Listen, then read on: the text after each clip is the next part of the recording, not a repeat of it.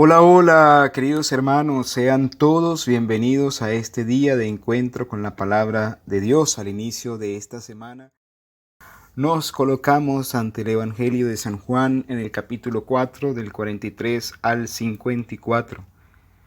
En aquel tiempo Jesús salió de Samaria y se fue a Galilea. Jesús mismo había declarado que a ningún profeta se le honra en su propia patria. Cuando llegó, los galileos lo recibieron bien, porque habían visto todo lo que él había hecho en Jerusalén durante la fiesta, pues también ellos habían estado allí.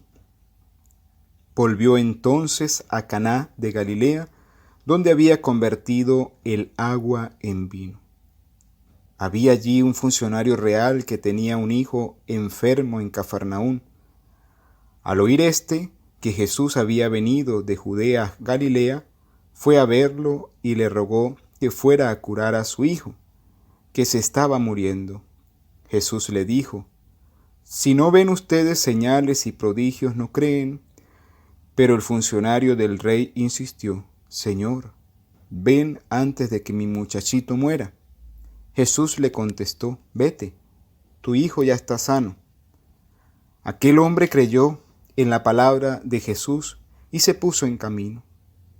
Cuando iba llegando, sus criados salieron al encuentro para decirle que su hijo ya estaba sano. Él les preguntó a qué horas había empezado la mejoría. Le contestaron: Ayer, a la 1 de la tarde, se le quitó la fiebre.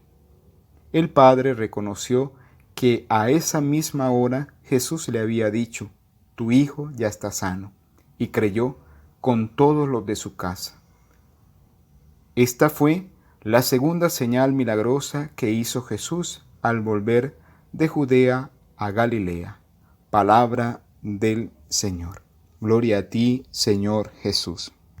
Hoy encontramos en el Evangelio una curación a distancia que nos revela cómo Jesús se convierte en palabra de vida.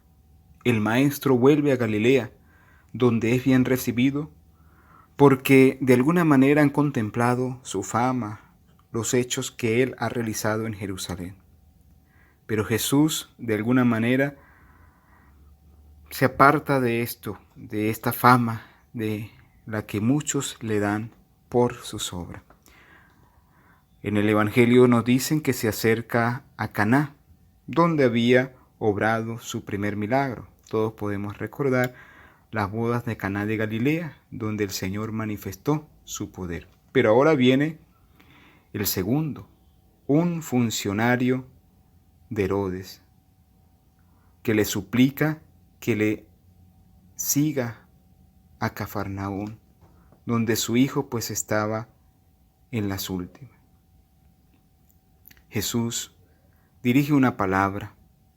La ubicación no es lo importante es la palabra de Jesús. Él, de hecho, es el que por nosotros los hombres y por nuestra salvación bajó del cielo. Recordemos que Jesús representa una fe demasiado imperfecta, pero el funcionario no desiste. Como respuesta a la invocación desesperada de una humanidad que se está muriendo, Jesús ofrece su palabra, que es palabra de vida, pero que a la vez exige una fe, como la fe de aquel hombre que creyó cuando Jesús le dijo que su hijo estaba sano, que volviera a su casa. El Evangelio dice que él creyó y regresó. Este prodigio de Jesús está en la palabra. Si se cree y se obedece, se experimentará el milagro. Maravilloso y eficaz es el efecto de este testimonio que hoy se nos presenta. Esta palabra única de esperanza acompaña y sostiene a cada uno de los pasos hacia la casa de aquel hombre. Y desde su casa le salen al encuentro los criados, con esa grata noticia y con las mismas palabras: tu hijo ya está bien. Queridos hermanos, la fe que ha caminado en la oscuridad encuentra la luz y se convierte en un pleno asentimiento. Ha repetido la palabra de Jesús e inmediatamente se confirmó y creyó, él y los de su casa.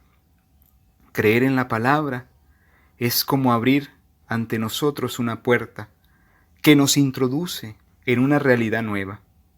Permanecer en la palabra, guardándola en nuestro corazón, significa participar en la obra divina de la redención, santificación y transfiguración que el Señor quiere realizar en nosotros.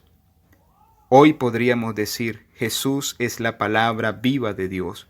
Solo Él puede dirigirnos esta palabra eficaz, capaz de sanarnos, capaz de liberarnos, capaz de transformarnos. Y lo hace de un modo sereno, común, pidiendo una fe desnuda, total, a sentir y caminar fiándonos de Él. Esta es la meta, este es el reto que todos nosotros tenemos. Lo fue para aquel padre cansado y angustiado del Evangelio de hoy, que representa a una humanidad necesitada de Dios. Nada ha cambiado, pero en el corazón de aquel hombre está la esperanza. En la noche del sufrimiento, en la noche de la prueba, la palabra es lámpara para nuestros pasos. La palabra se convierte también en oración repetida sin cesar hasta que encuentre la confirmación luminosa y potente. El Señor ha escuchado nuestro ruego. El Señor ha hecho maravillas de gracia. Cristo Jesús es el Señor de la vida, ahora y por toda la eternidad.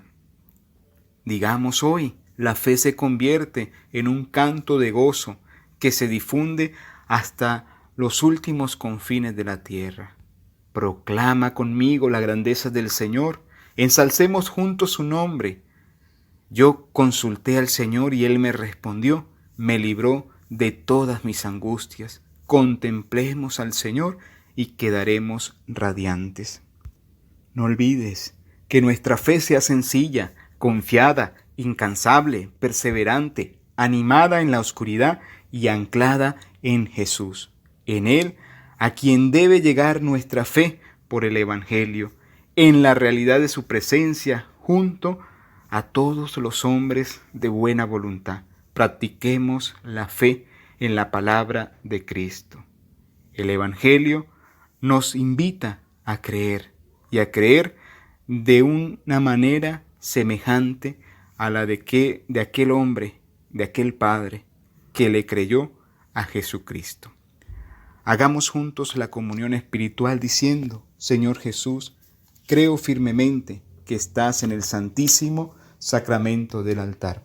Como no te puedo recibir hoy sacramentalmente, te pido que vengas en la comunión espiritual, que me llenes de tu presencia, que me sanes, que me liberes. Concédeme la gracia, Jesús, de preparar mi vida para un día recibirte en el santísimo sacramento del altar. El Señor esté con ustedes. La bendición de Dios Padre, Hijo y Espíritu Santo descienda sobre usted, sobre sus familias y les acompañe siempre. Amén. Señor, creo en ti, pero aumenta mi fe.